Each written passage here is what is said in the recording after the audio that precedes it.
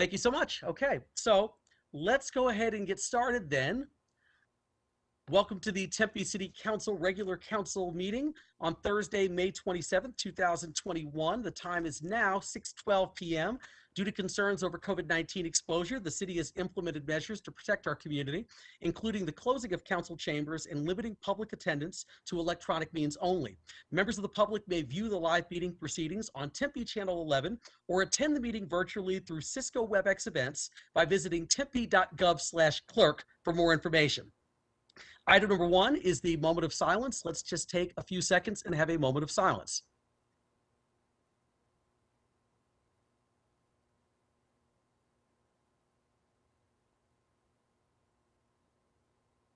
Thank you very much.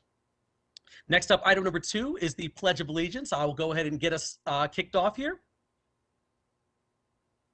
I pledge allegiance to the flag of the United States of America and to the republic for which it stands, one nation, under God, indivisible, with liberty and justice for all. Next up is item number three, the meeting minutes, and tonight I'll be assisted by Vice Mayor Keating. Vice Mayor.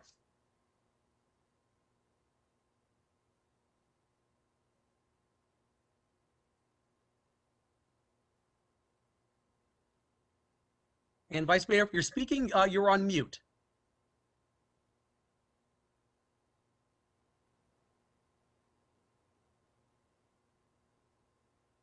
This is Robin. I can help out if you need. Sure, please. Okay, I would like to move for approval of meeting minutes, item 3A1. Great. All right. Thank you. Thank you so much, Councilmember Arredondo Savage. Do I have a second? Second. Seconded by Councilmember Cubie. I'm going to go ahead and take a roll call vote. Councilmember Navarro? Aye. Councilmember Cubie?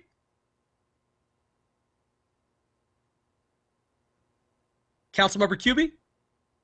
Aye. Sorry, Mr. Mayor. No problem.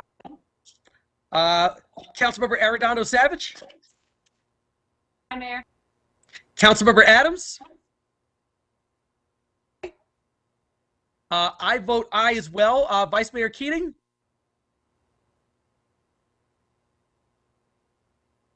Okay. All right, that motion passes 5-0 with Vice Mayor Keating and Councilmember Garland absent. I know Vice Mayor Keating's just having some computer issues, so he's going to restart and be back on with us very shortly. Next up, I'm going to turn back to Councilmember Arredondo Savage for the acceptance of board, commission, and committee meeting minutes. Councilmember Arredondo Savage. Yep, thank you, Mayor. I'd like to move for the acceptance of board and commission committee meeting minutes, item 3B1 through 19. Great. Thank you. I'll It's been second. moved by Councilmember Arredondo Savage, seconded by Councilmember Adams. I'll go ahead and call for a roll call. Councilmember Navarro? Aye. Councilmember Cubie? Aye. Councilmember Arredondo Savage? Aye. Councilmember Adams? Aye. I vote aye. Vice Mayor Keating? Okay, that motion passes 5-0 with Vice Mayor Keating and Councilmember Garland absent. Next up, we have item 4. 4A is Mayor's Reports and Announcements. I just want to note really quickly that there are tonight reappointments to the City of Tempe Merit System Board and the Fire and Police Public Safety Personnel Retirement System Boards, as outlined in item 5A1 on the agenda. Next up here, item 4B, which is City Manager's Reports and Announcements. Mr. City Manager. Thank you, Mr. Mayor, members of council.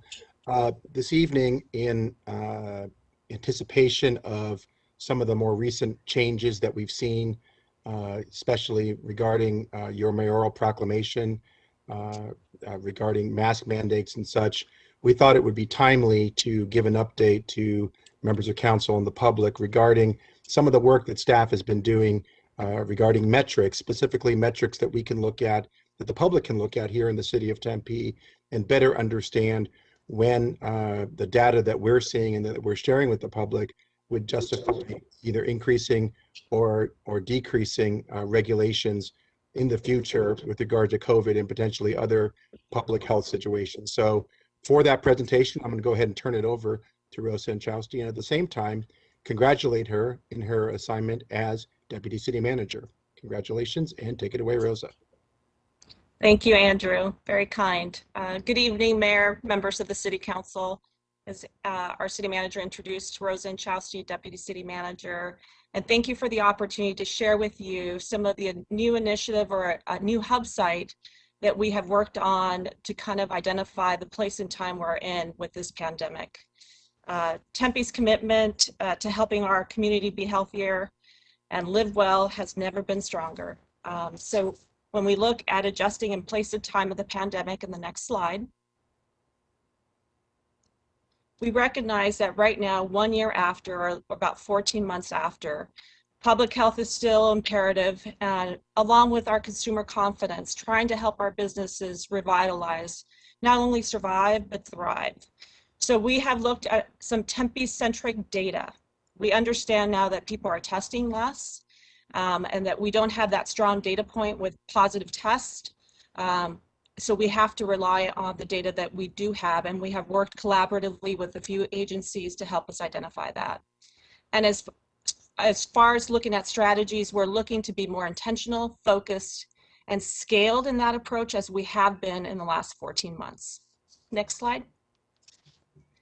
So just to acknowledge some of our partners, that has been a game changer. We have created a think tank for our city. And as you see there, it's Maricopa County Public Health, Dr. Rebecca Sunshine, and Dr. Sarah Scott. And when I say that they have been part of this team, it's not identifying someone from Maricopa County Public Health, but them actually, the director and the medical epidemiologist, working with us as a think tank. As always, we have our great partners from ASU, Biodesign Institute, Dr. Rolf Halden and Dr. Aaron Driver, and then our own Tempe Fire Medical Rescue, which I have to thank our fire chief and Chief Nick Elves for introducing us and creating the partnership with Maricopa County Public Health, who they have relied on for this past year. Our IT department, Dr. Stephanie Dietrich, who has created the hub site that you will see shortly. And then obviously our office, Wydell Holmes, who sometimes perhaps doesn't get the acknowledgement that she deserves, but has been working very hard on this collaboration. Next slide. So in recognizing that the climate has changed, and we're all very pleased that the climate has changed for COVID-19, we are looking at 4 specific metrics that we feel should be Tempe-centric, working with our community and our businesses to keep a close eye on these metrics and being watchful and hopefully carrying us through the last part of this pandemic. One is the wastewater testing results, as we know, has been part of our Tempe community. Cases per 1,000 people, % positive test results, and then our own Tempe Fire Medical Rescue emergency calls for service related to COVID-19 or suspect calls for COVID-19. Next slide. This is the initial hub site that you will be seeing. And obviously there's always growth and iterations, but this is what we're proposing. Tempe's Indicators of Community Health COVID-19. Looking at specifically what data points we can share with our community, bring the science, the data, the understanding of what decisions are being made, and more importantly, why. Next slide. So access to data points is imperative, as we know, Tempe. The data shows, wastewater data shows exactly what is happening in our sewer system at the city of Tempe. Once again, Tempe is a little different than perhaps we have seen some wastewater work throughout this nation now. We started this in 2018 with opioid.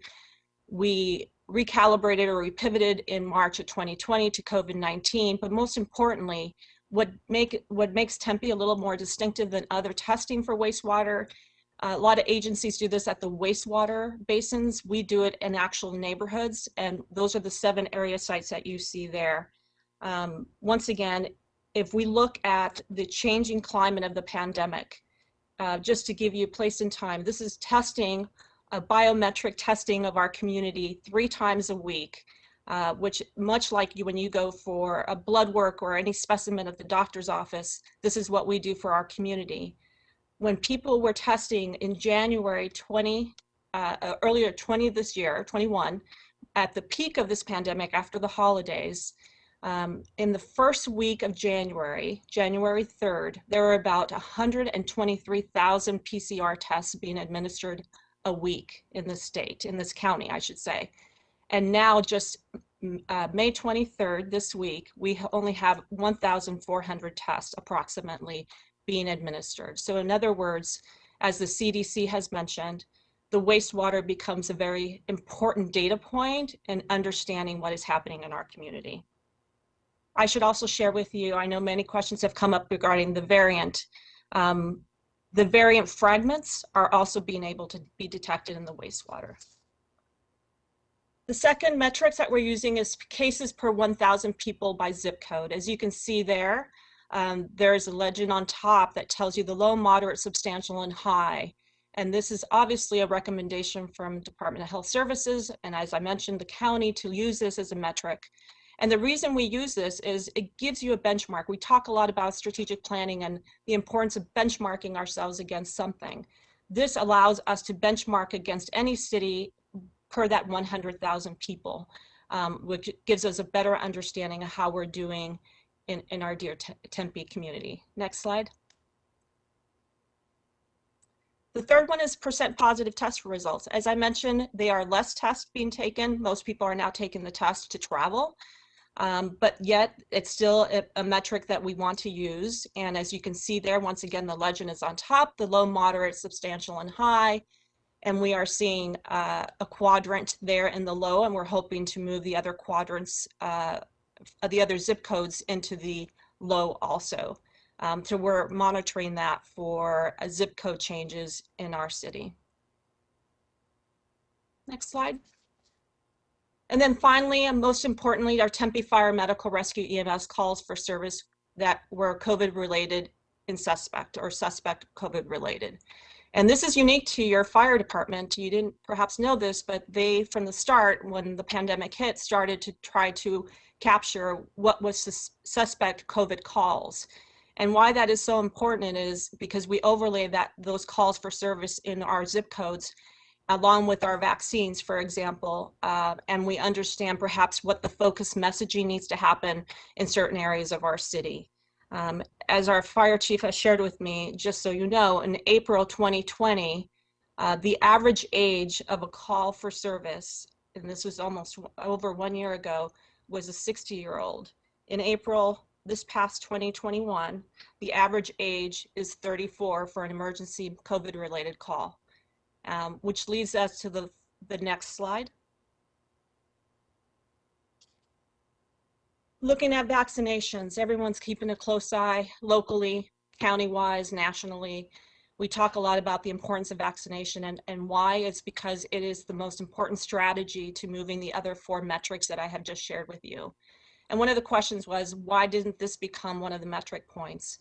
And as we know through strategic planning, there are metrics that help us identify what outcomes we're trying to reach. And then there are strategies, the tools we use to advance to get us through to the finish line.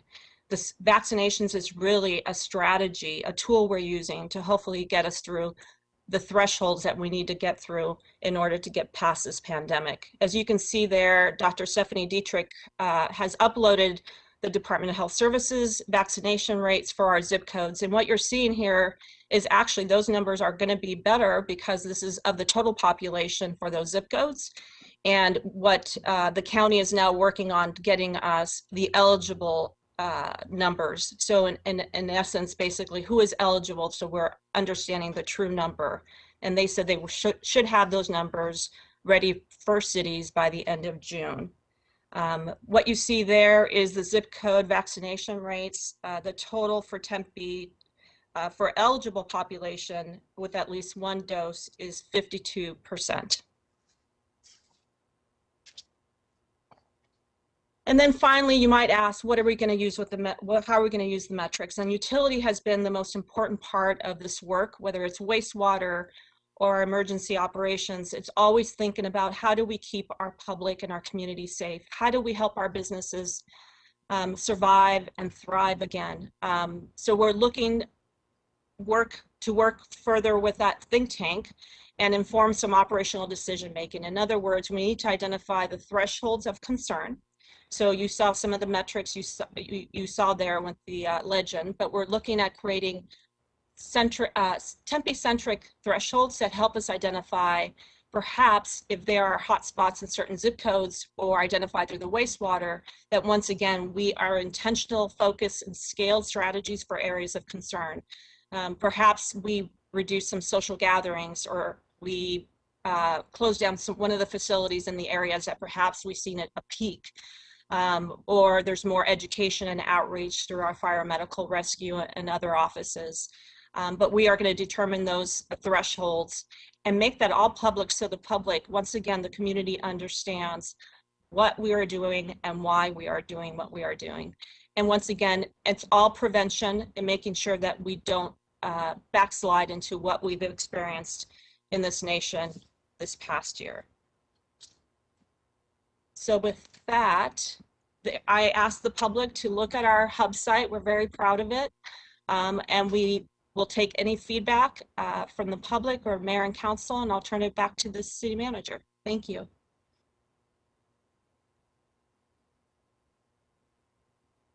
Thank you, Rosa. At this point, if mayor and council have any questions, we'd be happy to hear them. Sounds good. Thank you so much, Rosa. And once again, congratulations on your promotion to Deputy City Manager. Congratulations from all of us. Also wanted to say thank you, Mr. City Manager, as well. And I'm going to look to Councilmember Adams. Yes, thank you, Mr. Mayor. And I just want to congratulate Rosa on her promotion. And I also want to really say how proud I am of our award with the Smart Cities Award.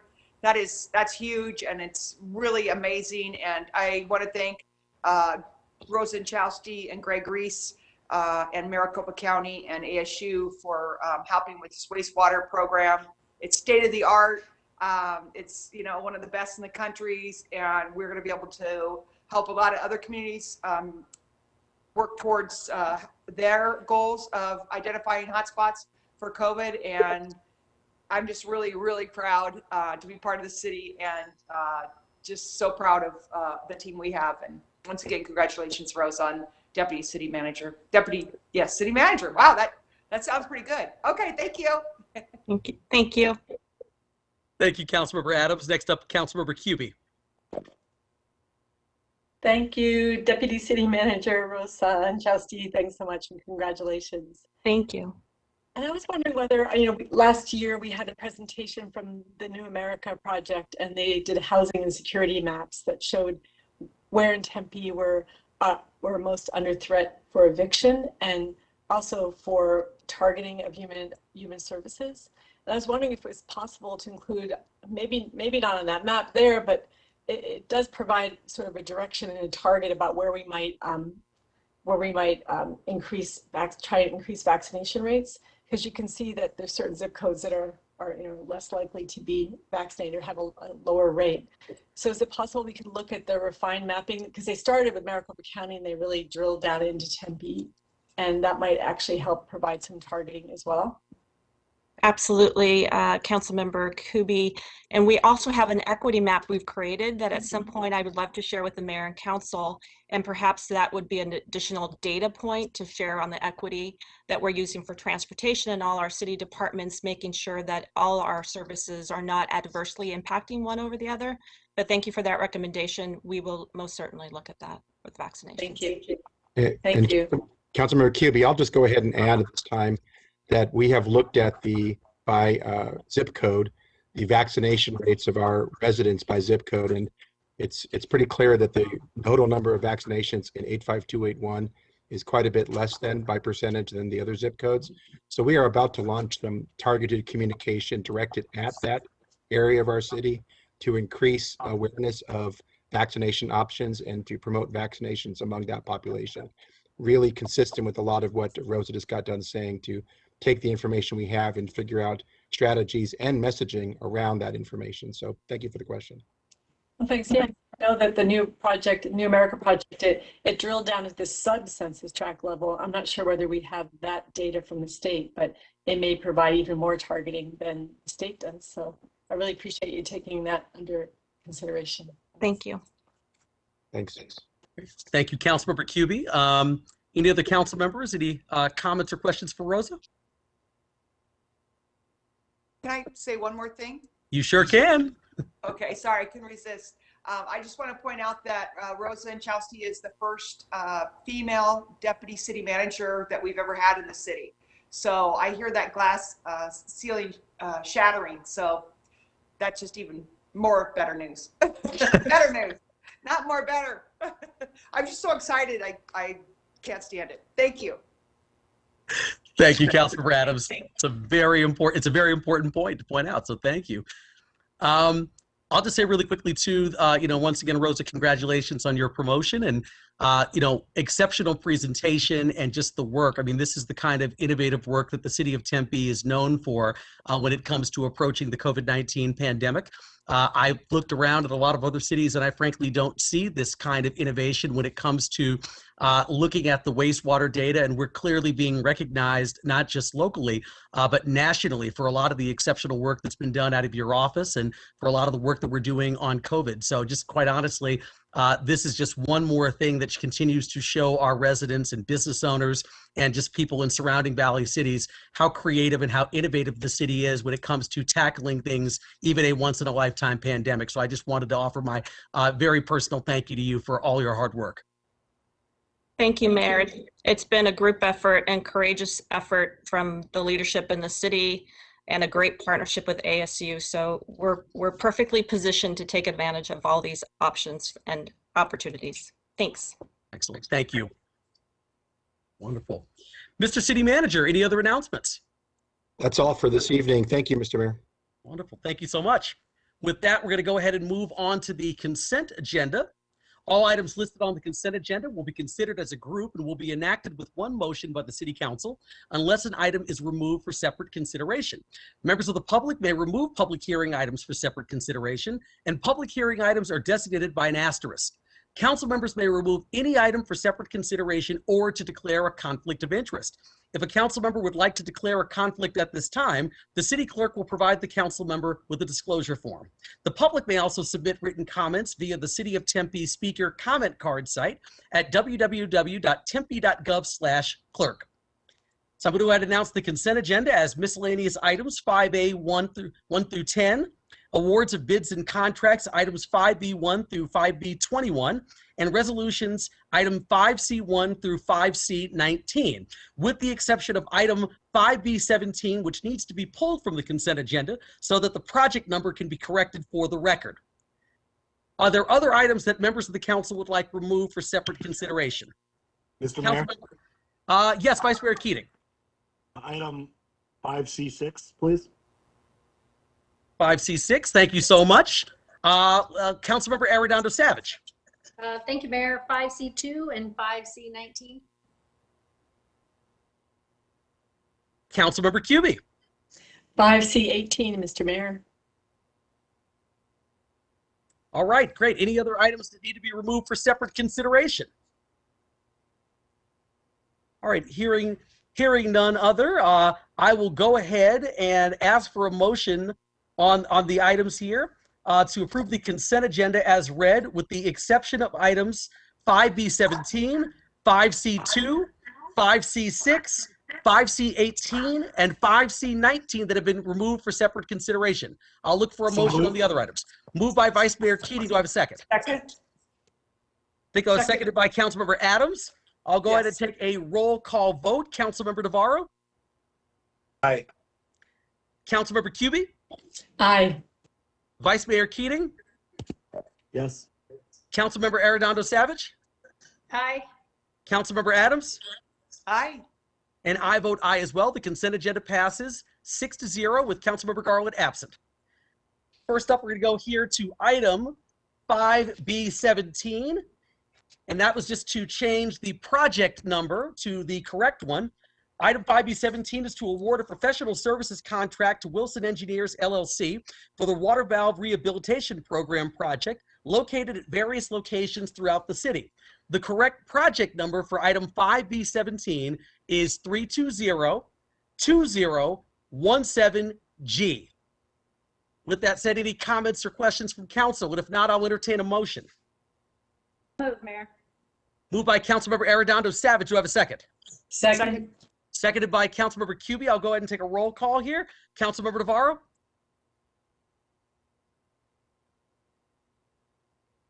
Councilmember Navarro?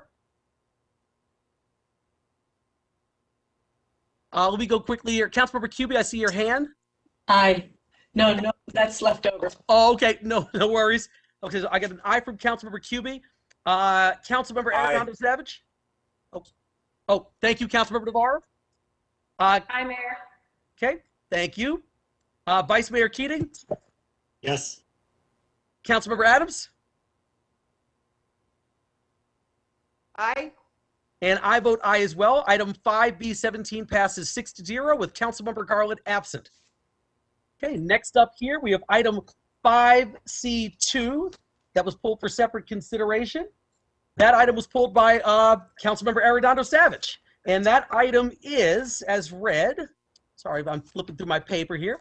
Adopt a resolution accepting and approving the disbursement of donations from multiple individuals in memory of Raymond Aguilar and a donation from the Jerry Brock Foundation for Dementia Friendly Tempe. Councilmember Arredondo Savage. Yeah, thank you, Mayor. I just really wanted to take a quick moment here because it means so much to see so many individuals take the time to donate to a really wonderful person, Mr. Ray Aguilar, who this is kind of personal to me, so I'm going to try to keep it together, but he was a really incredible person. Ray was actually born and raised in Tempe and had a family of 5 that were all born and raised in Tempe too.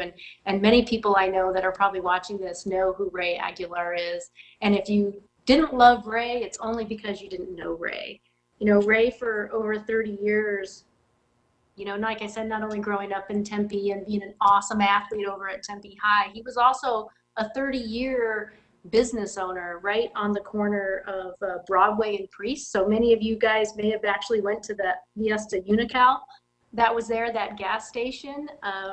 And I will tell you, Ray welcomed all of his friends to that gas station, and those customers that came, I know became his friends later on in life. And he is going to be so greatly missed. And he did so much for this community. He loved so many people. He never met a stranger, like I said, and he was just a great example of generosity and sacrifice and just unconditional love. And I just want Ray and his family to know that he has made a significant impact on this community. And I'm so grateful that he has been part of our life. Him and my parents actually went to school together at Tempe High, and I am great friends with his daughter, and so grateful for all these individuals and the Jerry Brock Foundation for taking the time to donate to another very important initiative, which is Dementia Friendly Tempe, and that will truly make a difference in so many individuals and families. And I just want to say how grateful I am. And with that, Mayor, I'd like to move approval.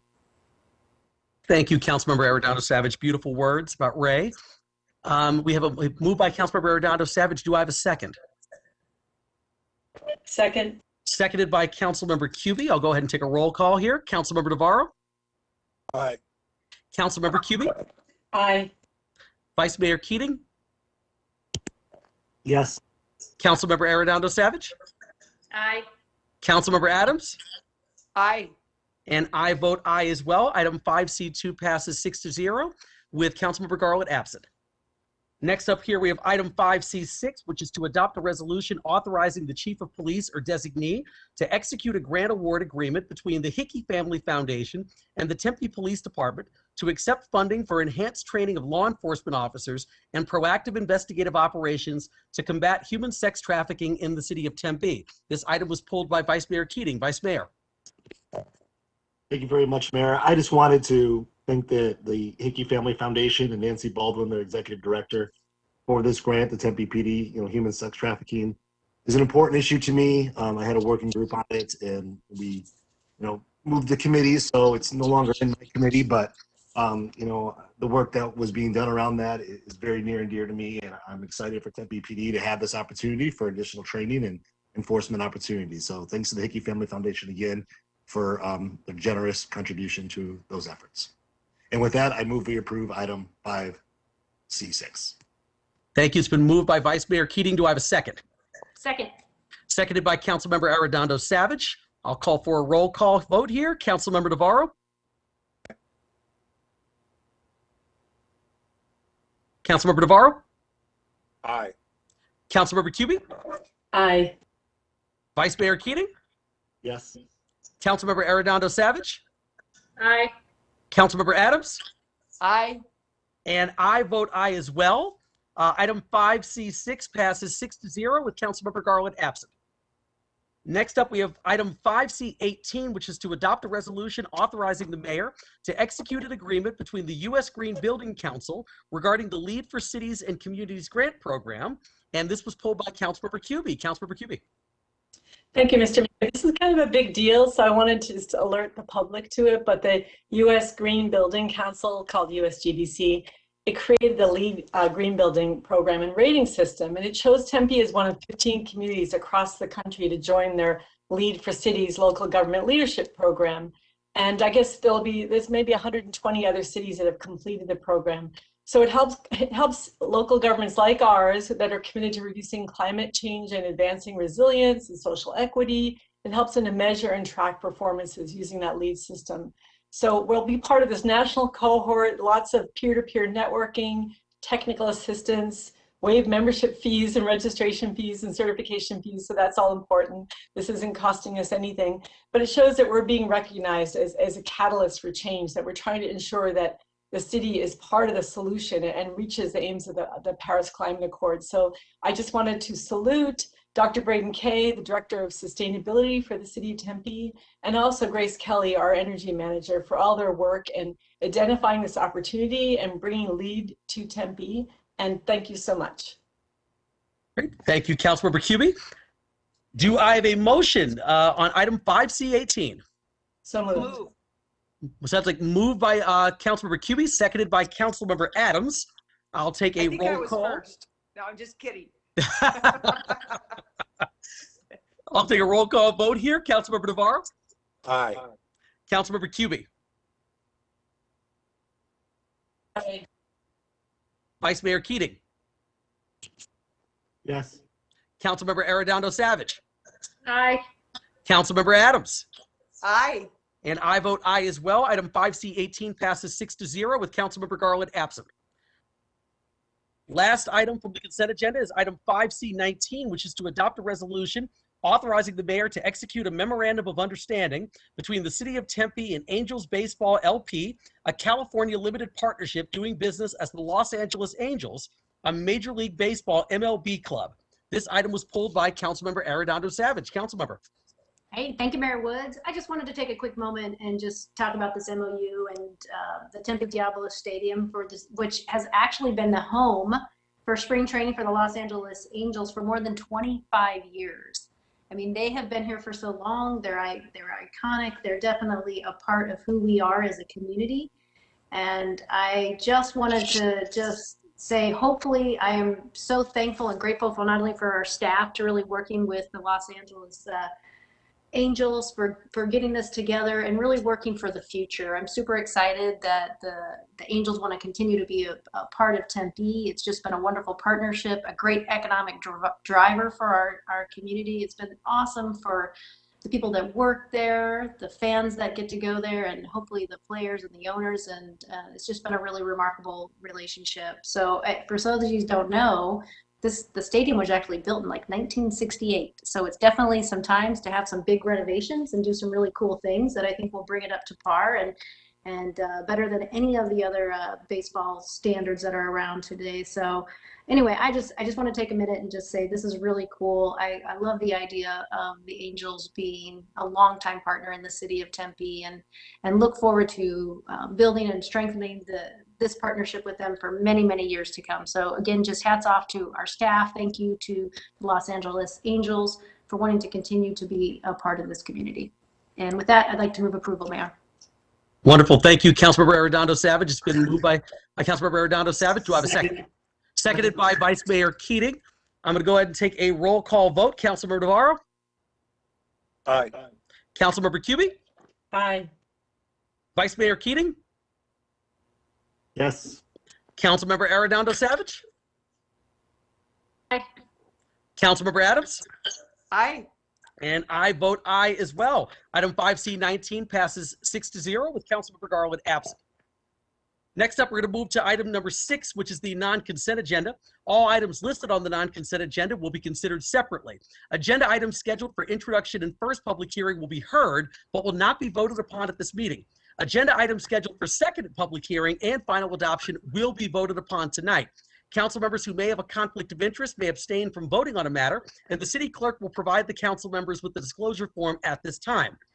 Also, I plan on taking this section a little bit out of order tonight. I would like to move to section C, which are ordinances and items for second hearing and final adoption, and then take agenda items 6C1 first and 6C2 second, and then I'll come back to section A, which are the miscellaneous items, bids, contracts, and resolutions. So with that, I'm going to go ahead and move on to item 6C1. 6C1 was read and introduced on February 11th, 2021, and the second and final public hearing was continued from March 25th, 2021 to this evening. Item 6C2 was read and introduced on April 15th, 2021, and votes on both of these items will be taken tonight. First item under the section is 6C1, which is to hold the second and final public hearing to adopt an ordinance for a zoning map amendment from HID to MU4, a planned area development overlay for an existing office building on Lot 1, a new apartment community on Lot 2, and new 13,500 square foot retail and restaurant uses on Lot 3 to establish development standards and a development plan review for Lots 2 and 3. The site, Rio East, is 14.2 acres located at 98 South River Drive, and the applicant is Quarles and Brady, LLC. Is the applicant, Mr. Graff, here to make a statement this evening? Mayor, members of the council, I am present. Ben Graff with Quarles and Brady, 2 North Central Avenue, representing Streetlights Residential this evening. My presentation tonight is short, but I'm happy to answer questions if needed. There's been unquestionably a lot of amazing effort and work put into this case, obviously not only by the applicant, but the city, mayor, members of the council.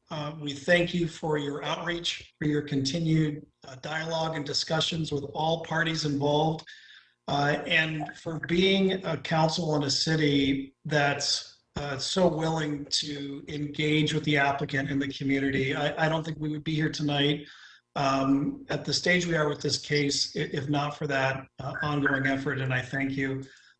We're all very familiar with the site, given the prior hearing, with the northern portion being the office in question, and the southern portion being Streetlights Residential's newest, phase 2. I want to add that Streetlights truly feels like they're a partner with the city. This is now their second proposed development with the city, and they don't plan on being strangers. They really enjoy the partnership. And with the existing Boyer office to the north shown here, and if approved tonight, just the quality of the multifamily development that we will see come to this site is just going to be an amazing accomplishment for the city. Before I close, I have 2 updates from prior hearings that we're very excited to share. As you're all very aware, of course, Mayor and Council, the Hometown for All initiative was adopted on January 14th and encourages, but only asks for voluntary donations from developers to really hit head on the problem and struggles we have with affordable housing, not only in Tempe, but hopefully throughout Arizona. This special initiative asks for a suggested donation of 20% to the in lieu Hometown for All affordable housing donation. The mayor has worked very closely with Streetlights Residential. Streetlights Residential has worked with staff in turn, learned about this initiative, and honestly became very excited about it. This product does not apply to or provide affordable housing, which has provided a really good opportunity by this initiative to provide the donation. So tonight, we're announcing that instead of the 20% donation suggested, Streetlights Residential will be committed to making a double donation, a 40% donation to the Affordable Housing Fund. We're just really excited to share that with you, and we'll be working with staff as we get to the permitting fees portion of our development, if we are so lucky to have approval tonight. And the second announcement, equally important, is the applicant's been working directly with Councilmember Kuby. And we want to thank Councilmember Kuby for your ongoing commitment, obviously, to renewable and green energy and development standards. And while obviously there are no requirements within the current code for solar, we've worked with the council member and staff on the following stipulation. So I am going to read this into the record for convenience. It's a two-part stipulation. So the streetlights residential development shall be equipped with an electrical service. Sorry, I've got a box covering up that. Thank you. Electrical service panel with sufficient space reserved to allow for installation of dual pole circuit and spare conduit extended to the roof for future installation of solar system if feasible and determined by the applicant. So what does that mean? The first part of that means that this building will be solar ready. There will be no need for retroactive fitting at the time in the future if full rooftop solar is feasible. This will have the appropriate equipment for that. And I think that's a new standard. We've been working with Councilmember Kuby so that some of these buildings are at least solar ready. The second part of the stipulation is the residential development shall include 2 dual port car charging stations for use by the residents and their guests. A sufficient number and size of rooftop solar panels shall be installed to provide electricity for the car charging stations, which during peak solar hours will help to offset the usage required during full car charging demand. When the car charging stations are not in use, the electricity generated will offset additional load demand from the electrical room which feeds to the car charging stations. Or if the amount of solar energy exceeds the demand needed, it will be fed back into the grid automatically by a specialty SRP solar electric meter. And so what does that mean? That means that not only is this development committed to electrical charging stations, but we are going to have actual solar rooftop panels feeding electricity to the stations and then thus to the cars. When those aren't in use, it will be fed back into the grid, into the development. So this is very exciting. We thank Councilmember Kuby. And again, thank you, Mayor. Thank you, Sonia Blaine, Andrew Chang, Judy Bauman, for all of your input on this case and coordination with the applicant. We truly appreciate it. And Mayor, with that, I am going to go ahead and stop my comments, but I'll be available for questions. Great. Thank you so much, Mr. Graff. Really, really appreciate the presentation and the comments about the Hometown for All initiative and the contribution from Streetlights Residential, and also the solar stipulation that's also huge and continuing to move our community forward. So wanted to thank you very much for both of those and including those in your presentation. I'm going to go ahead and now and call upon Ryan LeBake, who's our Deputy Community Development Director of Planning, to read into the record the statement provided by attorney Andrew Abraham on behalf of his client, Tom LeClaire. And Ryan, I'll turn it over to you. Thank you, Mayor. We did receive additional feedback from the property owners in this subject property site. And the statement reads from the attorney Andrew Abram on behalf of his client, Tom LeClaire. It reads, quote, additionally, my client is willing to meet with Mr. Brock and his council, at which the city is also present as a facilitator in order to engage in good faith discussions regarding connectivity once final approval has been obtained in connection with the streetlights proposed multifamily project as described in the motion, end quote. Now, I do want to clarify for purposes of the record that this reference in the statement to the motion by Mr. Abraham is a motion for approval of the streetlights project. Great. Thank you, Ryan. Really appreciate it. I know we have one comment from a member of the public, and I know that's David Brooks. And so I'd like to load David up into the queue here and give him an opportunity to speak as well.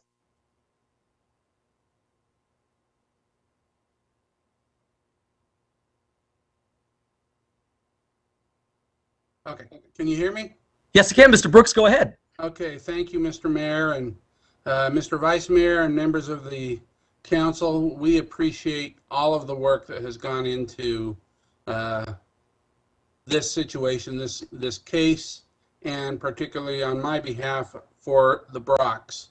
One of the important things that has become well known in the context of this case and was made known to me by Councilmember Kuby is the principle of access management in the general plan, which encourages connectivity, shared driveways, and those kinds of things to facilitate public safety.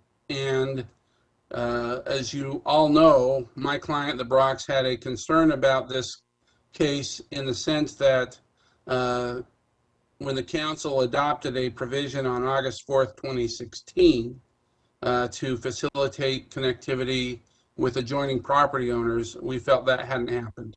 And that's been discussed a lot. We appreciate staff, Sonia and Andrew, and the city attorney, and you, Mr. Mayor, and other members of the council have done a lot. We appreciate your support. So we are hopeful and look forward to, consistent with the statement that was read into the record a moment ago, to continue negotiations with Mr. Leclerc in order to facilitate connectivity between Rio East and my client's project. Thank you. I'm happy to take questions. Excellent. Thank you, Mr. Brock. Really appreciate it. It's been a pleasure working with you as well, and just really appreciate your commitment to this and our ability to kind of work through this together. So thank you so much for everything. Let's see here really quickly here. I want to, Madam Clerk, I don't believe there are any other public comments, but I wanted to check before I close the public hearing. No additional comments for this item, Mayor. Okay, then I will go ahead and officially close the public hearing for this item.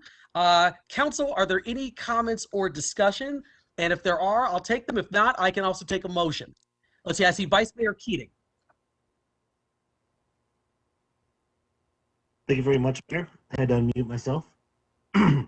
Based on the public input received at the first hearing on this item, I move we adopt an ordinance for a zoning map amendment from HID to MU4, a planned area development overlay as stated in the application for lots 1 and 2, and a development plan review for lot 2, and to amend the action to omit approval for a zoning map amendment, a planned area development overlay, and development plan review for lot 3, as well as include the stipulation for solar as read into the record by Mr. Graff. Thank you. Great. Thank you so much, Vice Mayor Keating. I've got a motion on the table. Do I have a second? Second that, Mayor. Seconded by Councilmember Navarro. Any comments?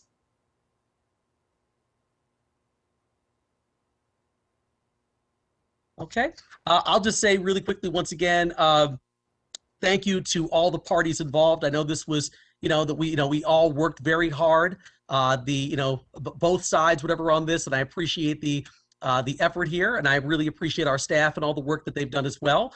Once again, very much excited about the Hometown for All stipulation, and also very excited about the solar stipulation that was read into the record as well. I think that's wonderful, and I think it really advances the city in a very positive direction. And I just also wanted to thank Councilmember Kuby very much for her efforts and working with Mr. Graff to secure that for the Streetlights project. So with that said, I'm going to go ahead and call for a roll call vote if there are no other comments.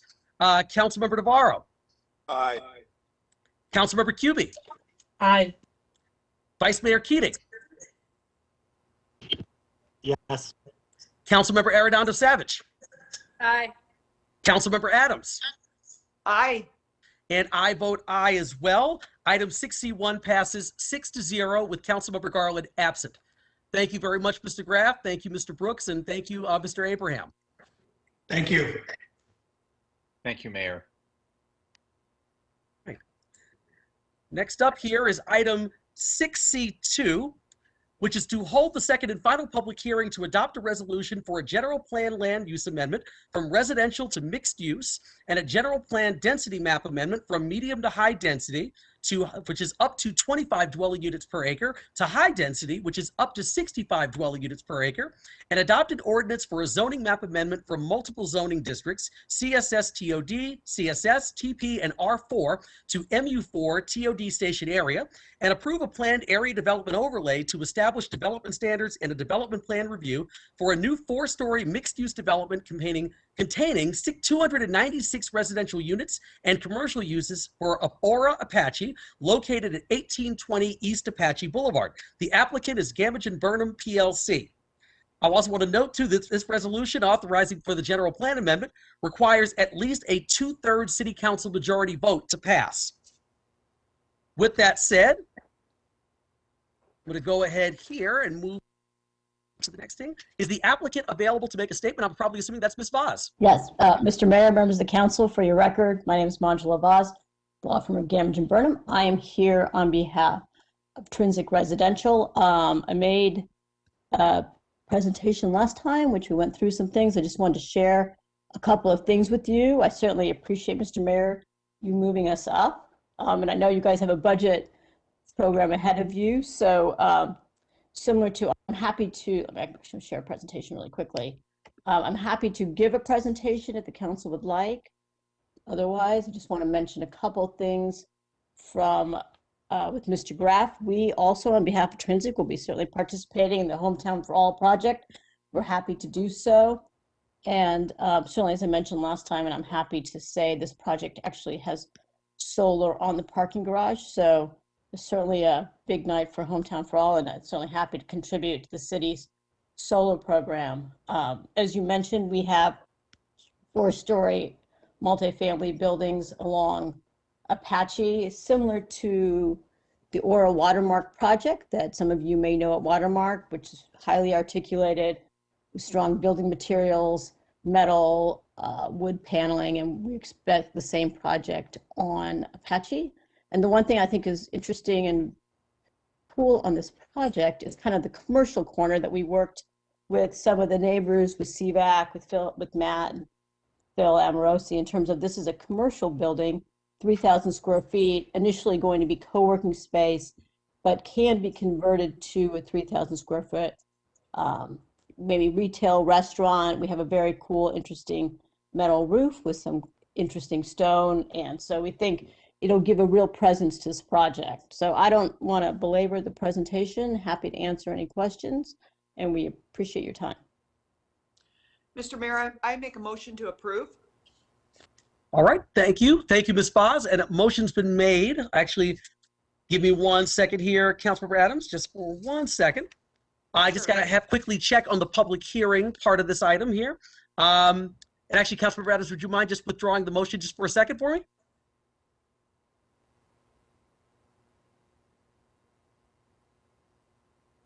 Councilmember Adams, would you mind withdrawing the motion for a second while we just do the public hearing? Yes, yes. Perfect. Excellent. Thank you so much. Motion. Really Thank you. appreciate it. All right. I want to ask, Madam Clerk, any comments received from the public regarding this item? No submissions for this item, Mayor Woods. All right. Thank you so much. I'm going to go ahead and close the public hearing. Now I'm going to go back here to see if there are any comments for discussion. If not, Councilmember Adams, I'll entertain your motion again. I'll make a motion to approve the project. Thank you. It's been moved by Councilmember Adams. Do I have a second? Second.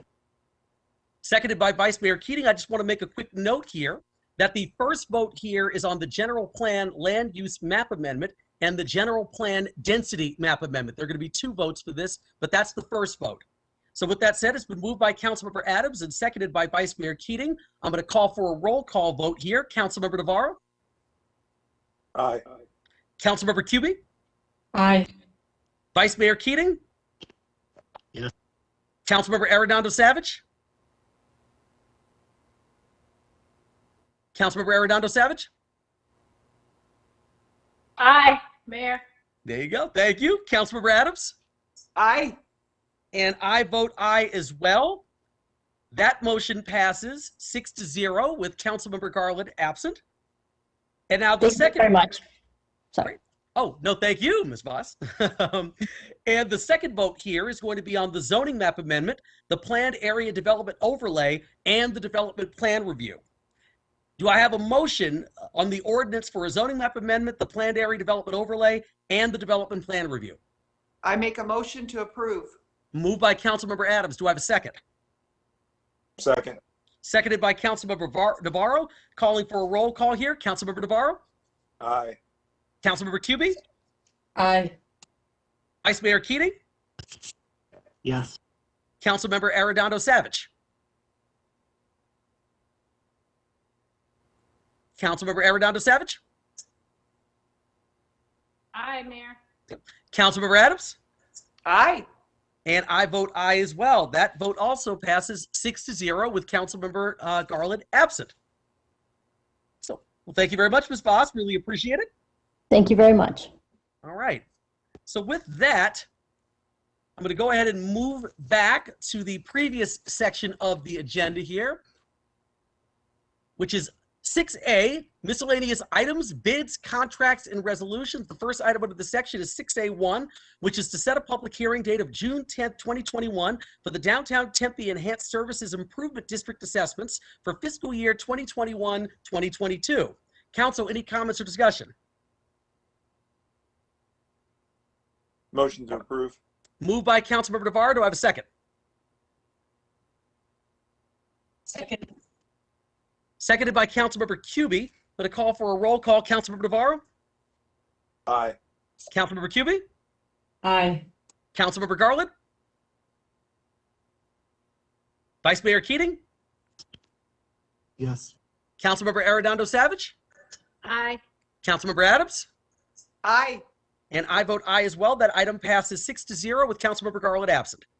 Next item under the section is 6A2, which is to hold a public hearing on the proposed land use assumptions and infrastructure improvement plan related to fire facilities, parks and recreation facilities, and police facilities development fees.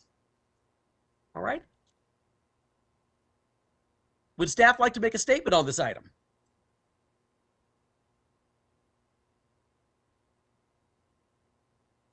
All right, hearing none. Madam Clerk, any comments received from the public regarding this item, or any members of the public who wish to speak? Mayor, I have one person who wishes to speak, Alyssa Lyons. Okay, excellent. Ms. Lyons, the floor is yours.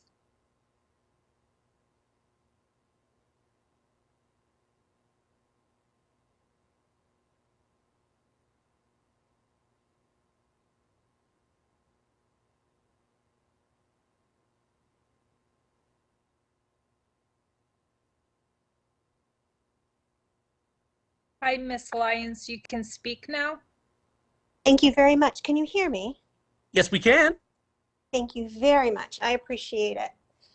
Mr. Mayor, members of the council, thank you very much for the opportunity to speak briefly tonight. My name is Alyssa Lyons. I represent Valley Partnership, an advocate for responsible development throughout the Valley.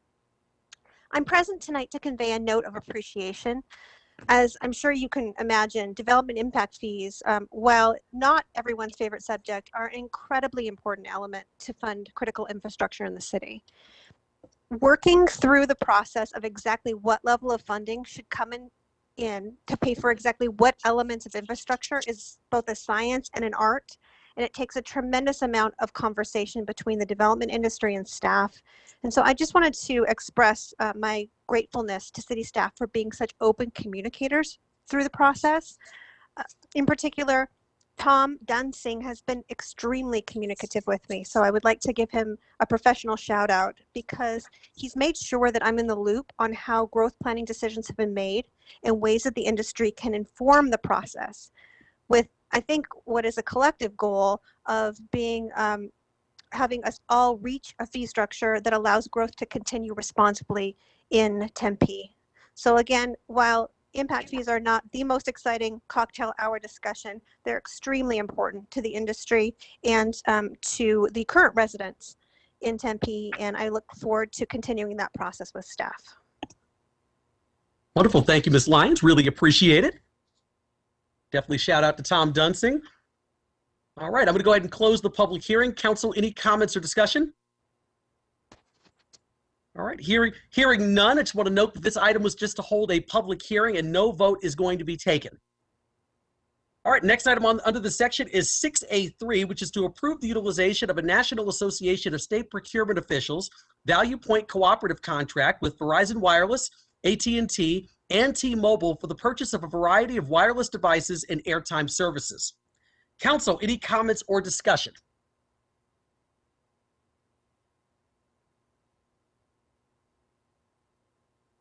All right, hearing none. Motion to approve.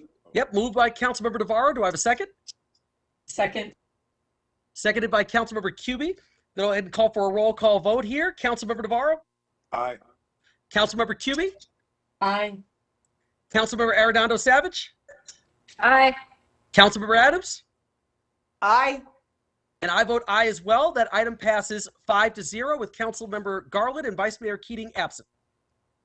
The next item under the section is 6A4, which is to approve the utilization of one-year State of Arizona contracts with IES Commercial Incorporated, Gruber Technologies Incorporated, Premise One Incorporated, Annixter Incorporated, Gray Bar Electric Incorporated, and Aspen Communications for data and telecommunications cabling, fiber optic installation, and repair services in city buildings and streets in alignment with the capital improvement plans for traffic, sewer, and water projects.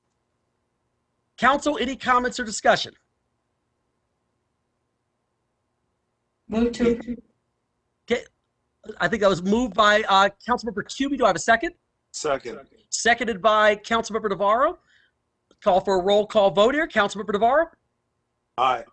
Councilmember Cubie? Aye. Councilmember Arredondo Savage? Aye. Councilmember Adams? Aye. And I vote aye as well. That item passes 5-0 with Vice Mayor Keating and Councilmember Garland absent. The next item under the section is 6A4. Actually, it's 6A.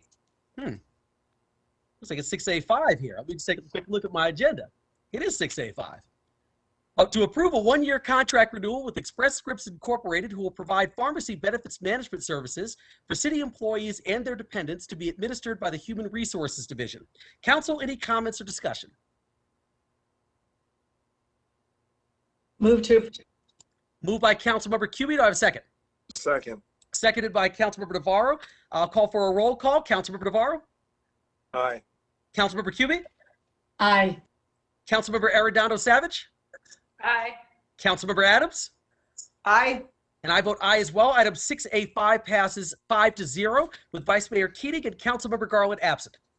The last item under the section is item 6A6, which is to approve a one-year contract with Sun Life Financial to provide stop-loss insurance for the city's self-funded medical plan. Council, any comments or discussion? And if not, I'll look for a motion. Move to approve. Moved by Councilmember Cubie. Do I have a second? Second. I'll second. Seconded by Councilmember Navarro. Roll call vote. Councilmember Navarro? Aye. Councilmember Cubie? Aye. Councilmember Arredondo Savage? Aye. Councilmember Adams? And I vote aye as well. Item 6A6 passes 5-0 with Vice Mayor Keating and Councilmember Garland absent. The next section on the non-consent agenda is ordinances and items for introduction and first hearing. These items will be read and introduced tonight, but no vote will be taken. The second hearing and vote for these items is scheduled for June 10th, 2021. First item under the section is 6B1, which is to introduce and hold the first public hearing to adopt an ordinance authorizing the abandonment of a water line easement located at a development south of Baseline Road on Kyrene Road. Madam Clerk, any comments received from the public regarding this item or anyone wishing to speak? Nothing for this item, Mayor Woods. Great. I will close the public hearing. Council, any comments or discussion? A motion to approve? Actually, no motion on this one, so I'll go ahead and. Oh, sorry. I So, apologize. no worries, Councilmember Adams. All right, so if there's no comments or discussion, I'll go ahead and move on to the next item under the section, which is 6B2, introduce and hold the first public hearing to adopt an ordinance amending Chapter 21, nuisances and property enhancement of the Tempe City Code for the removal of the phrase slum-like. Would staff like to make a statement? Yes, this is Jeff Tamulevich in the Code Compliance Division. Mr. Mayor and council members, thanks for having me tonight. The code text in front of you, like I said, removes the phrase slum-like from Chapter 21 of the Nuisance Code. Excuse me, the city code is, well, we feel that this language is unnecessary and also can be interpreted as offensive, and therefore the staff agrees that we can utilize the words or the language deterioration or deteriorated in the place of slum-like. Thank you, Jeff. Really appreciate that. I think that's a very, great proactive step by you and the department, and just really appreciate in the constant reading of codes and ordinances that we have on the books, you kind of doing a regular review and pointing this out. So we really appreciate you taking action and recommending this to council this evening. So thank you. Thank you. Let's see. Any Madam Clerk, any comments from the public regarding this item? No submissions for this item, Mayor. Okay, I'm going to close the public hearing. Council comments or discussion? I saw, let's see, Councilmember Adams, I saw your hand up. So I just want to make a comment that our code enforcement does such a great job, and it's a very difficult job.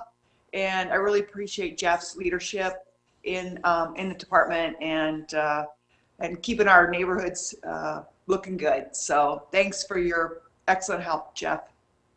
Thank you. Thank you. Council, any other comments or discussion? All right, hearing none, just want to reiterate that the second and final public hearing on this item is scheduled for June 10th, 2021. The next item under the section is 6B3, which is to introduce and hold the first public hearing to adopt an ordinance authorizing the dedication of certain city-owned land identified by APN 124-68-097 with a property address of 707 West 10th Street for use as a public right-of-way, and authorizing the city engineer to execute a declaration memorializing such dedication and related documents. Madam Clerk, any comments received from the public on this item? Nothing for this item, Mayor. Okay, I'm going to close the public hearing. Any comments or discussion from council? Hearing none, I'll just go ahead and reiterate that the second and final public hearing on this item is scheduled for June 10th, 2021. The next item under the section is 6B4, to introduce and hold the first public hearing to adopt an ordinance authorizing the granting of a power distribution easement to Salt River Project Agricultural Improvement and Power District over certain city-owned property identified by APN 133-41-349A, which is located at 655 East Southern Avenue, and authorizing the mayor or his designee to execute an easement agreement and related documents. Madam Clerk, any comments from the public received on this item? Nothing for this item, Mayor. Great, I'll close the public hearing. Council, any comments or discussion? Okay, I'll just then go ahead and remind everyone the second and final public hearing will take place on June 10th, 2021. Next item under the section is 6B5, which is to introduce and hold the first public hearing to adopt an ordinance for a code text amendment for group home regulations consisting of changes within section 3-409 of the Zoning and Development Code for modifications and update to group home standards and related definitions. The applicant is the city of Tempe. Would staff like to make a statement on this item? Yes, thank you, Mayor. Ryan LeVesque here with Community Development, Deputy Director in the Planning Division. This request, I'll provide a brief overview of the ordinance. So this request culminated from neighborhood input and involvement. We had a neighborhood meeting in South Tempe in early January 2020, where there was expressed concerns from residents regarding a group home coming into their neighborhood. There was a lot of unknown questions that need to be answered, and questions and concerns in how group homes operate similar to a business. We took those information and feedback, and council directed staff to conduct work study session on the items. We had a meeting in August and then again in March of 2021, where we received direction from City Council regarding the proposed changes before you tonight.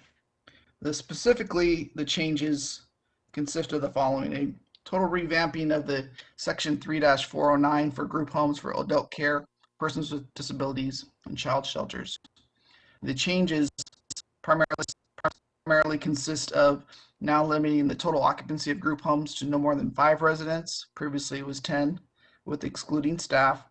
Requires staffs and residents' vehicles to be parked on site, compliant with our city code, and established an expiration period upon the processing of a group home that within 90 days they provide the city with evidence of the state license. And additional clarifying standards to provide restrictions on signs, compliance with codes, and ongoing maintenance of the home. We also have a new section regarding reasonable accommodations waivers. This is a process set up to make sure that if there are any concerns for disabilities where the regulations are too onerous that they cannot comply with, there's an opportunity to request, based on the criteria, a reasonable accommodations waiver that can be granted through a zoning administrator process. And again, that decision, if aggrieved, is appealable to the Board of Adjustment. We're also looking at improving awareness to Tempe's group home regulations, setting up new procedural steps, webpage for both applicants and the residents of Tempe to know more about frequently asked questions about group homes. And as well, we're looking at updating our application forms.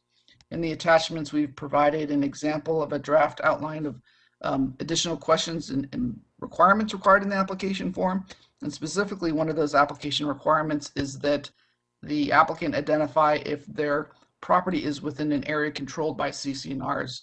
And if so, if they've read and been compliant with those CCNR regulations within that community.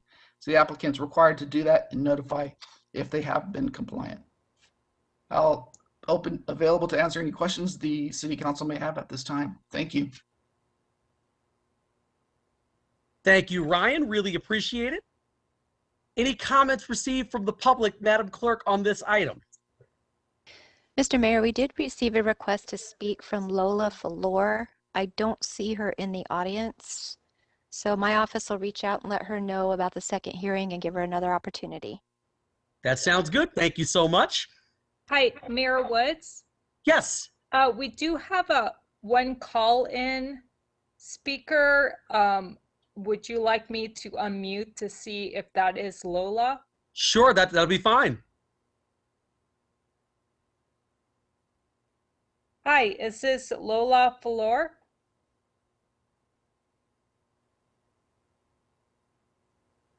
No. Okay, I guess not. All right, sounds good. Well, we'll get in touch with her. Wonderful. Thank you so much. All right. I'm going to go ahead and close the public hearing.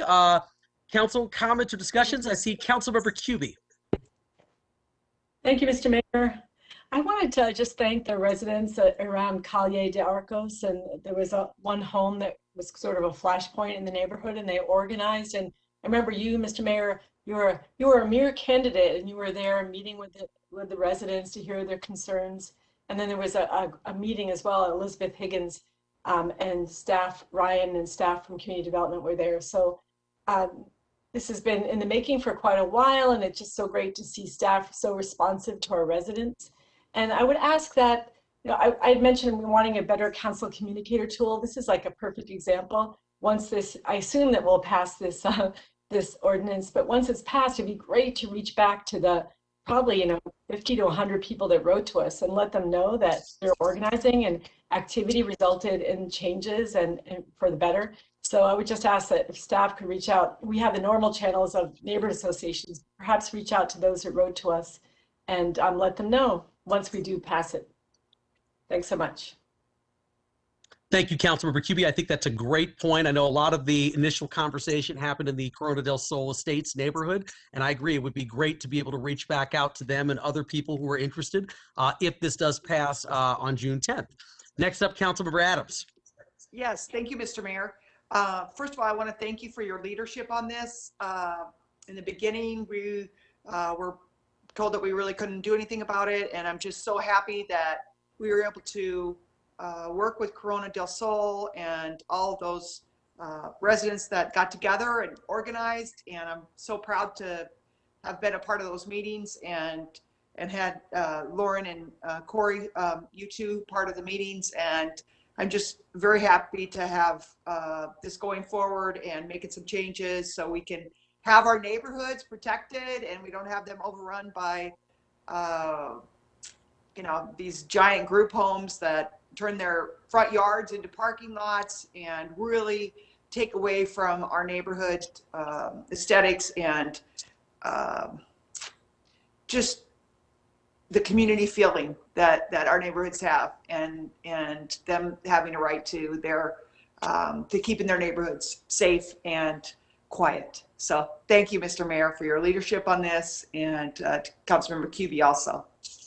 Thank you so much, Councilmember Adams. Really appreciate it. Ryan. Yes, thank you, Mayor. To Councilmember Cubie's point, we did reach out to the recipients of comments received early on from that neighborhood, and we also reached out to the current HOA chair and provide them a copy of the staff report and draft ordinance for their review and feedback. I haven't got any specific direct communication from the residents, but did acknowledge that it did get out to the residents that provided that communication and to members of the HOA in their email distribution list. So happy to follow up still again with any adoption of this final ordinance. Sounds good. Thank you, Ryan. Councilmember Cubie? Thank you, Ryan, for being so diligent. And Councilmember Adams, thank you so much for your leadership on this. I neglected to mention that you were always there, and you're always there for our neighborhoods. Thank you so much. Awesome. Thank you so much, Councilmember Cubie. All right. Seeing no other comments, I'll just remind everyone that the second and final public hearing on this item is scheduled for June 10th, 2021. Next item under the section is 6B6, which is to introduce and hold the first public hearing to adopt an ordinance amending Chapter 2, Article 5, Division 9 of the Tempe City Code relating to administration, boards, commissions, etc., by amending Section 2-255 and 258 relating to the Mayor's Youth Advisory Commission. Would staff like to make a statement on this item? Hello, Mayor and Council. Naomi Farrell, Human Services Director. So Yes, the Naomi. change in the amendment to the city code will allow the MIAC membership criteria to expand. This will include students from non-traditional school settings such as online and homeschool students. It will expand the membership from 24 commissioners up to 30 commissioners to increase opportunities for youth to serve on the commission. It will also change the commission composition from 9th to 12th grade students. This will allow the MIAC students to mentor the 8th grade students, which will preparing these mentees with a stronger foundation to serve as commissioners. We will also revise the date of the first commission meeting of the year to September from October to allow for more time to orient the commissioners and to implement activities. Thank you, and I'm available to answer any questions. Great. Thank you, Naomi. Really appreciate it. Madam Clerk, were there any comments received from the public on this item? None for this item, Mayor Woods. Great. I will close the public hearing. Council, any comments or discussion? All right, hearing none. Thank you very much, Naomi. Just want to reiterate that the second and final public hearing on this item is scheduled for June 10th, 2021.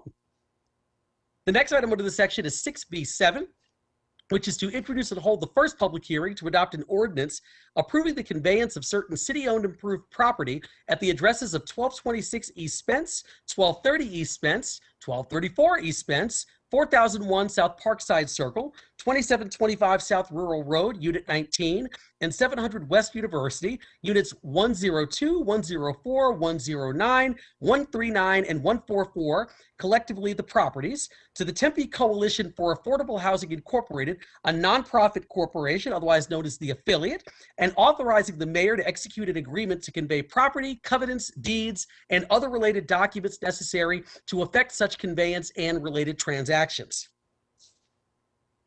Would staff like to make a statement on this item? I'm assuming Levon. Good evening, Mayor and Council. Levon Lamy, Housing Manager for Tempe. This is a procedural step with properties that were acquired in support of the affordable housing strategies to create and maintain, a base of permanently affordable rental housing.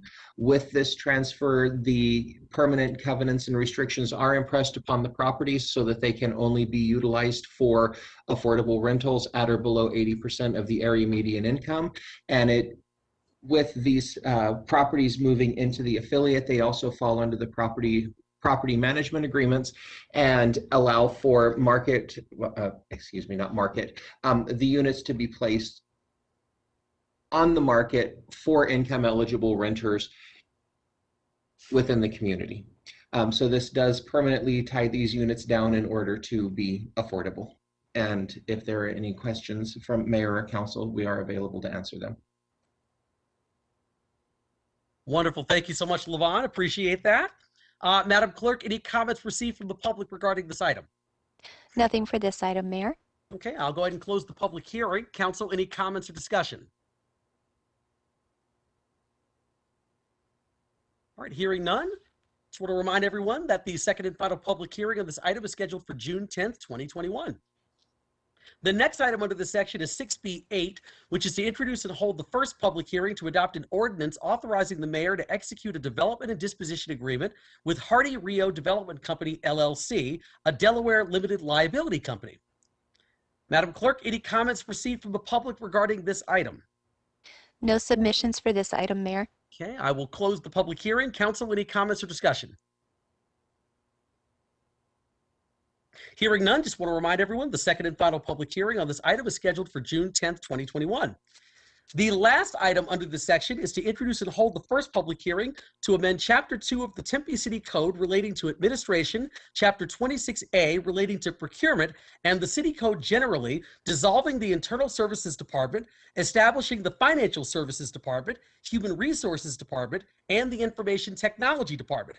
This amends the City Code generally to reflect that the Internal Services Department will be known as either the Financial Services Department or the Human Resources Department, and the Internal Services Director will be known as either the Financial Services Director or the Human Resources Director. Would staff like to make a statement on this item?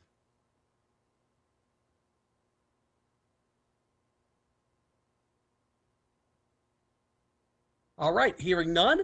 Were there any comments received from the public regarding this item, Madam Clerk? Nothing at this time, Mayor.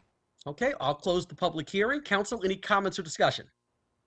Yes, I have just some questions about it. I just kind of would like it explained to how we're going to be saving money with this move. Thank you, Councilmember Adams. Anyone here to Mr. Ching or anyone else to answer Councilmember Adams' question? Mayor, this is Ken. Yes, Ken Jones, Deputy City Manager, Chief Financial Officer. Go ahead. Thank you, Mayor and council members. This is eliminating a position, the director position that was previously in internal service. The alternative would have been to fill that position, unfreeze that position, and at the expense of at least 2 other positions because of its elevated role in the organization. So we're not recreating the director positions in the 3 departments. We are reclassifying the current deputies into those positions. So assuming we would have filled this position, there's approximately $140,000 a year less to move the deputy directors, reclassify them into directors of the individual departments than to create the director position that was frozen. And I'm happy to answer any other questions. So we'll be creating 3 director positions? We will be reclassifying the previous deputy directors into directors. So we won't be creating 3 new positions. We will be reclassifying 3 positions. But we'll have an additional 3 directors. But I understand it's reclassification. I understand how that works, Ken. Yes. I'm just with moving. So how are we saving money? Then I know that we're eliminating the internal services director. I understand that. But how just explain to the public how we're saving money, if you will, please. So we're eliminating a director position that was the director of one of our largest departments. So it was a very high paying position. So we are no longer going to be paying that position in terms of pay and benefits and contributions to retirement system.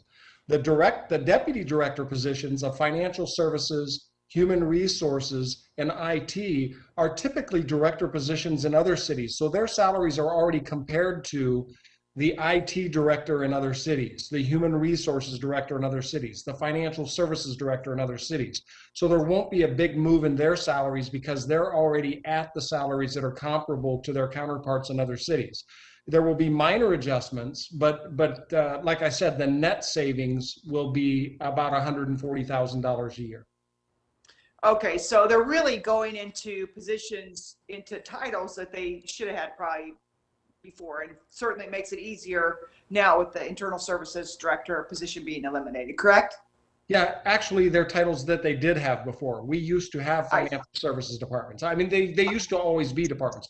The move to make them divisions within a department made sense and at the time, and now we think it makes sense not to put that buffer between myself and those 3 direct reports. Because I like interacting with our financial services director, our IT director, and our human resources director, and it works out very well. So all in all, I think it will be a positive result. I think, and I think it's also important to get those folks at the table during executive meetings where we're discussing a lot of tough issues. I would like the IT director to be there and not hear secondhand through another director what was being discussed in terms of IT needs as they relate to all of our things. So sure, and I remember when they were directors, so I'm completely supportive. I just wanted our public to understand that we're not raising salaries or elevating people that shouldn't be elevated, and it's actually we're cost saving. So that's important to let the public know. Ken, so I appreciate your explanation and support the decision. I really appreciate the opportunity to explain, because the initial thought would be we're going to keep the deputies and add through 3 new directors, and that would be the fear that people would have. So I appreciate the questions. You bet. Thanks, Ken. Great. Thank you, Ken. Thank you, Councilmember Adams. Any other council members, comments or discussion? All right, once again, the second and final public hearing on this item is scheduled for June 10th, 2021. With that said, we have come, because of the moving things around, we've come to the end of our agenda for this evening. The next up item here we have is item 7, which is current events, council announcements, and future agenda items. I will start with Councilmember Navarro.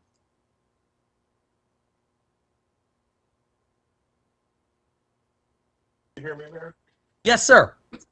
Okay, thank you. Yeah, I have just 2 things I want to say, but I think we're going to dial up some stuff right now, see if it gets on the screen here in just a second.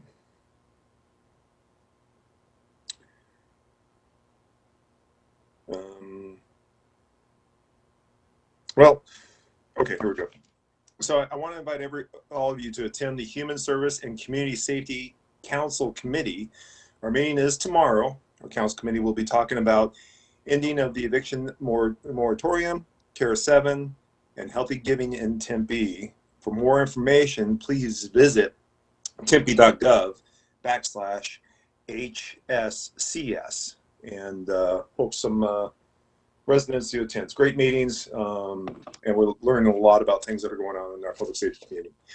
The other thing I want to read tonight is there's a Tempe All-City Association Hall of Fame dedication, and this dedication was so impressive. I just wanted to share with you guys, so bear with me on this. It's a dedication to Nicole Powell, who is at Mountain Point High School. Nicole Powell attended Mountain Point High School in 1996 to 2000, where she started basketball, which she started in basketball, badminton, tennis, and track. Nicole played forward for the Pride basketball team and was selected to the All-City, All-Conference, and All-State teams all 4 years she played at Mountain Point. Nicole was selected as Arizona Player of the Year twice. She was also named by the Arizona Republic Century Player of the Year. In 2000, Nicole was selected to the Women's Basketball Coaches Association High School All-American Team. She was also selected to the Pride Magazine's first team high school All-American Team. And she was also selected to be the player in the WBCA High School All-American game. In badminton, Nicole was an All-City and also a state 5A singles champion in 1997, 99, and 2000. In tennis, Nicole was an All-City and also runner-up in the state 5A doubles championship in 2000. In track, Nicole competed in the shot put, discus, and 800-meter relay, and she was an All-City and also state champion in the discus, and she placed 3rd in the 800-meter relay at the 2000 state 5A track meet. Upon graduation from Mountain Point, Nicole attended Stanford University and was a 4-year starter on Stanford's basketball team. Nicole was selected to the Pac-10 All-Conference team all 4 years she played for Stanford. And she was selected to the Pac-10 Conference Player of the Year twice, 2002, 2004. And the Pac-10 Conference Tournament MVP 3 times, 2002 through 2004. Nicole was also selected first team All-American by the Associated Press in 2004 and first team All-American by Kodak 3 years, 2002, 2003, and 2004. Nicole was also a 3-time finalist for College Player of the Year. During her high school and collegiate basketball career, Nicole was also, started in the USA Junior National Team. Nicole helped lead the USA Junior National Team to various international tournaments. Upon graduation from Stanford, Nicole was number 3 overall pick in 2004 WNBA draft, and in 2005, she helped Sacramento Monarchs win the 2005 WNBA championship. In 2009, Nicole was selected to play in the WNBA All-Star Game. Nicole also played professionally over a year in the European leagues for about 10 years. And then following her professional career in basketball, Nicole became an assistant coach at Gonzaga, and she was later an assistant coach at the University of Oregon. In 2017, Nicole became the head coach at Grand Canyon and is presently now the head coach for the University of California women's basketball team. And I just want to say this because I was so impressed with this athlete and so impressed with our Tempe community and the Tempe high schools on the quality of athletes that we present every year. And this is just one of the Hall of Fame athletes that we present every year into the Tempe All-City Association's Hall of Fame inductions. So I want to give a big shout out to Nicole Powell and an impressive career, and she's still going strong, and just want to give a big shout out. That was it, Mayor. Thank you. Thank you, Councilmember Navarro. Next up, Councilmember Adams. Yes, thank you, Mr. Mayor. Appreciate it. Okay, I have several announcements. I think wait for Alex to put my first one up about summer. There we go. Thanks, Alex. So you can donate water. It's for iHelp and Care 7 programs, and you can donate at Kiwanis, North Tempe, and Escalante centers. And there's a reward for donating. You get 1 pool pass for every 24 bottles that you donate. So as it says on the screen, it's good till September 5th. So please help us out with donating water for our desperately needed caregivers. And for more information, go to tempe.gov/heat relief. Number 2, this 2021 summer reading program is here, and it starts June 1st and goes to August 1st. So the reading experience is for the entire family. You can track your progress online and complete challenges for prizes. You can visit tempepubliclibrary.org/summer reading. So please check that out, and the whole family can participate in this program, which I'm really excited about. So both the kids and the parents. And number 3, I want to wish everyone a happy Memorial Day, and I want to thank all the men and women who served in our military, including our very own Robin Arredondo Savage. So thank you for all of your service, and please be safe. There's a lot of accidents that happen over Memorial Day, so please be extra safe and consider giving blood. Thanks, and have a great night. Thank you, Councilmember Adams. Next up, Councilmember Arredondo Savage. Thank you, Mayor. Thank you, Councilmember Adams. I know sometimes we forget what Memorial Day is all about, and hopefully everybody will take a minute to just remember those individuals who have given the ultimate sacrifice.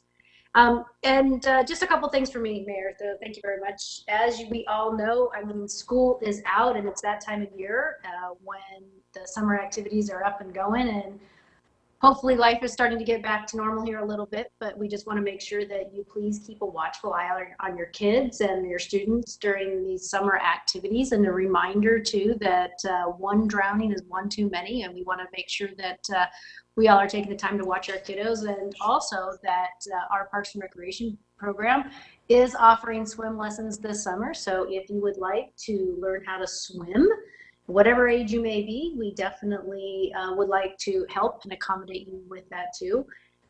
So swimming is really great. And also I want to take a moment just to express my deep appreciation for both our fire medical rescue team and our police department team.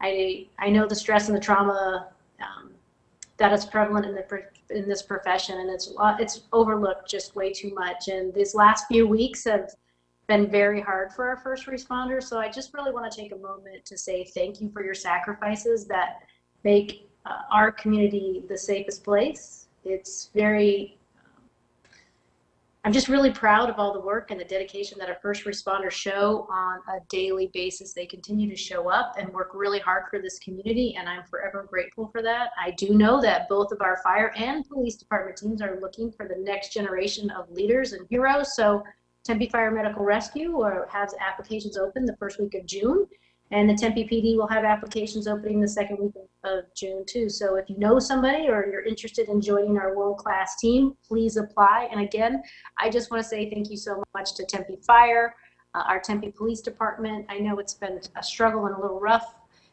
for us, and I just want to say thank you so much for what you do, for continuing to sacrifice for this communities, and also to your families. Who back you up, who support you, and allow you to be part of this awesome Tempe family. So thank you for that. My second announcement is going to be about Career Ready Tempe. I'm really excited to see this program come back after it kind of was on a hiatus due to COVID last year. The first year we had it was an awesome success. This is an awesome partnership between our Human Services Department, Economic Development Department, and the Tempe Chamber of Commerce. It's an awesome opportunity for business partners to help prepare and train the future of our workforce, and really just help build Tempe's talent pipeline. So not only are you teaching them a type of a skill for employment, but you're also teaching them soft skills, things that are just really important about showing up on time and how to shake a hand and things like that that make people really employable. So Career Ready Tempe is recruiting for Tempe businesses to host interns in the fall, and these interns actually receive stipends that are paid by the program, so it's no cost to the businesses. And so we are looking for interns, and we're also looking for businesses.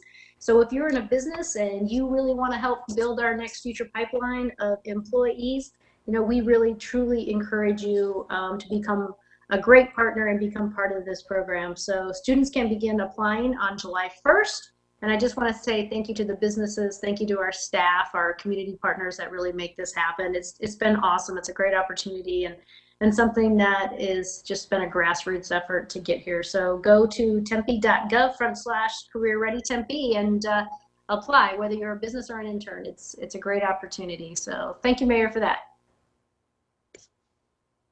Thank you, Councilmember Arredondo Savage. Next up, Councilmember Kuby. Thank you. As Jason brings up the slide, first wanted to give a personal shout out to my husband. We've been married 38 years on Saturday. Yes, we married as children, but I just wanted to say how much I love him. And now, Jason, if you could bring up the slide. Another celebration's in order, but Elias Esquer has turned 85. He was 85 last week, and he is such an amazing member of our community. He's lived in Tempe 80 years, and he's lived in the same house for 50 years. He's an educator. He is a public servant. He was on the Tempe Union High School District Board. I think he won that race by 8 votes, I believe. And he's been on so many boards and commissions. And more importantly, though, he's the parent to Marcos Esquer and the late Andrea Esquer, who is such a dear friend to so many of us, and husband to Cecilia Esquer, our activist who we lost too early. He's been a mentor to so many people, Elias, including myself. I know the mayor as well feels the same way. I just want to say happy birthday, Elias, and many more. Next, we have an announcement to make. Congratulations to Tempe Community Action Agency and the whole East Valley Senior Home Sharing Program. They won the Arizona Housing Security Challenge last night. And I know this very deeply and personally because I was Stardust Center and Habitat for Humanity and Trellis and Arizona Preservation Foundation and the Phoenix Revitalization Corporation. We were a finalist too, and we lost, but we lost to the best program, the East Valley Senior Home Sharing Program. So they aim to interrupt homelessness crisis amongst the elderly population, and they're going to work in Tempe and Chandler and Mesa, I believe, to do home sharing for our seniors. And the Deb Artiego, who we all know and love, she presented the winning pitch last night. I'm just so proud to know them. They definitely were the best program. We were second best, and just want to say congratulations. And we're hoping to see just dramatic changes in Tempe because of this. Thanks so much, Mr. Mayor. Thank you, Councilmember Kuby. And Councilmember Adams, I think you had one more announcement. I just wanted to reiterate what Councilmember Arredondo Savage said about fire and police. They have had a really difficult couple of weeks. Our first responders are Class A, and I'm so proud of them and so proud to support them. And I'm so glad that Councilmember Arredondo Savage brought that up. And I just completely agree with everything she said about them. And I want them to know that they have my full support.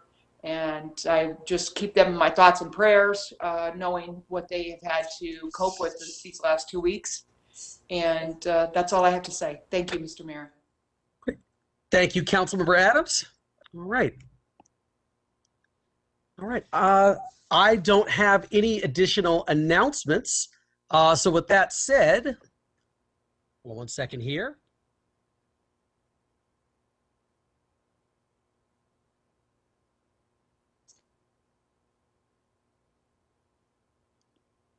Sorry, something popped up over here. I don't have any additional announcements, so I'm going to go ahead and adjourn the meeting here. The time is now 7:52 p.m. Mayor, we do have 2 public speakers. Oh, my apologies. Madam Clerk, go ahead. I totally forgot that. No problem. First is Daniela Frias.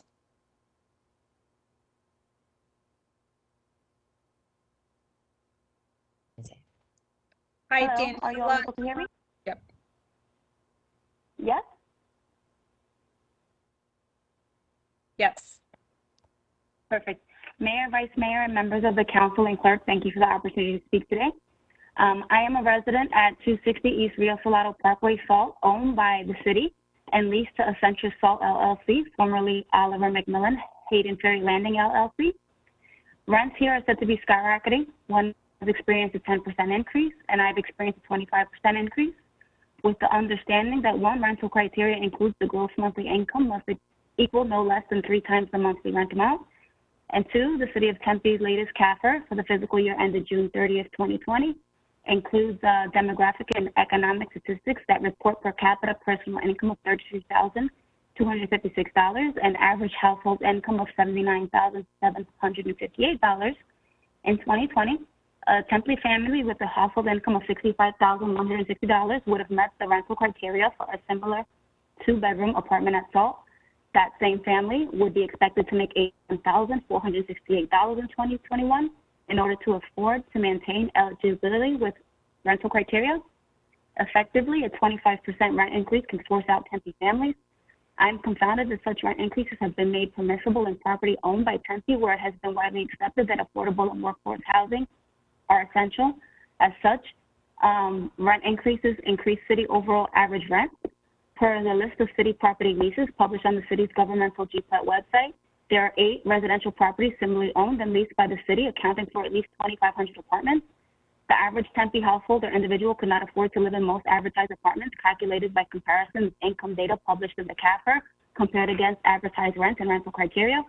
Comparing said list against the data published on the Maricopa County Tax Assessor website, not all residential properties are appropriately registered as such. The city GPLET website does not contain all original lease agreements and amendments thereto. As example, with Salt, the 3rd Amendment to the lease is available, whereas the original lease agreement, the 1st and 2nd Amendments are not, making it difficult for end users to discern the lease terms. CAFR Note 20 on tax abatements cites Arizona Revised Statute 42, 2002, disclosure of confidential information prohibited as rationale for not providing detailed information on tax abatement commitments.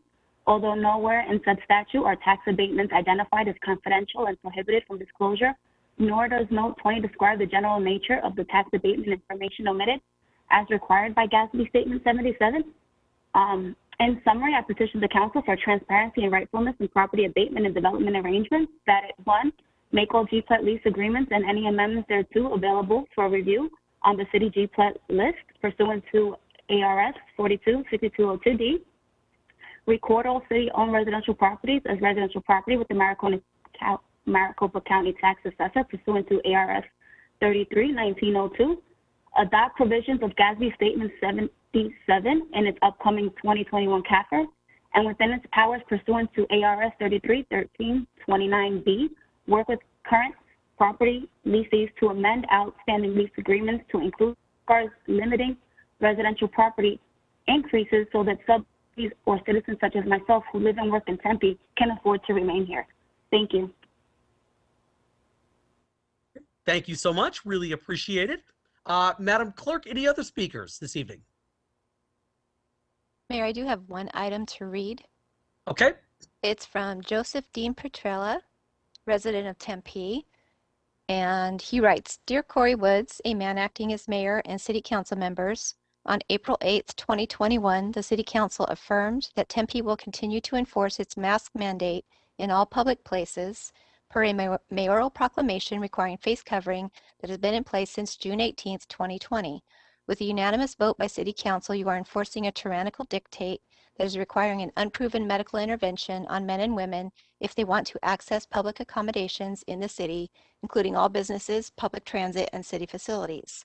I respectfully decline the offer and asseverate that I have personal knowledge of all stated herein. Objection to unlawful intervention to access places of public accommodation in the city of Tempe.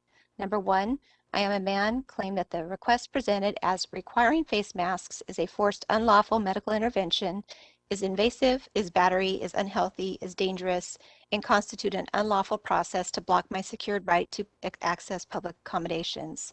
Number 2, I, a man, claim my body is my property and only I get to decide what is done with it.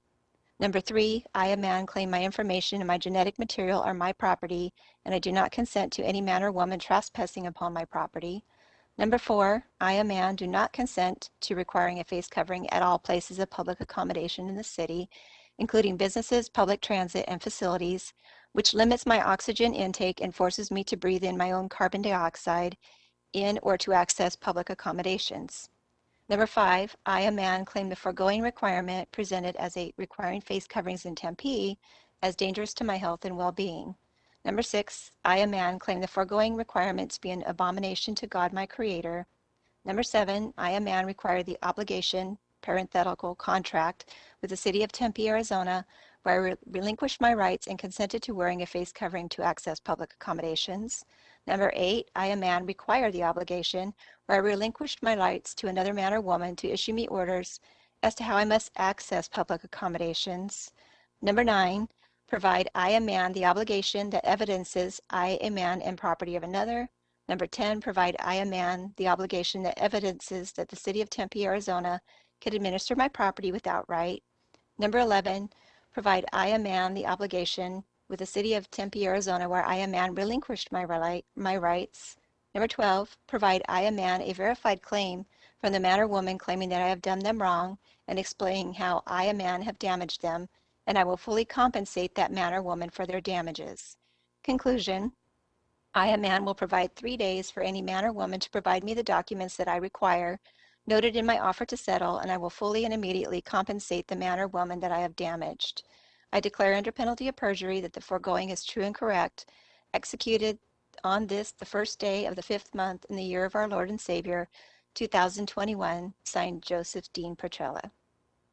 Mayor, that concludes public comment for this meeting. Great. Thank you very much. I see one hand in the chat from Doreen Gorman. Mayor Woods? Yes. Hi, her item was 589. It was a liquor license, and I had advised her that it was already approved as part of the consent agenda. Okay, perfect. Sounds good. Just wanted to make sure we were good. So, Yep, thank you. all right. With that being said, I will go ahead and adjourn this meeting at exactly 8 p.m. Council, we have 2 other meetings we have to attend to right now. The first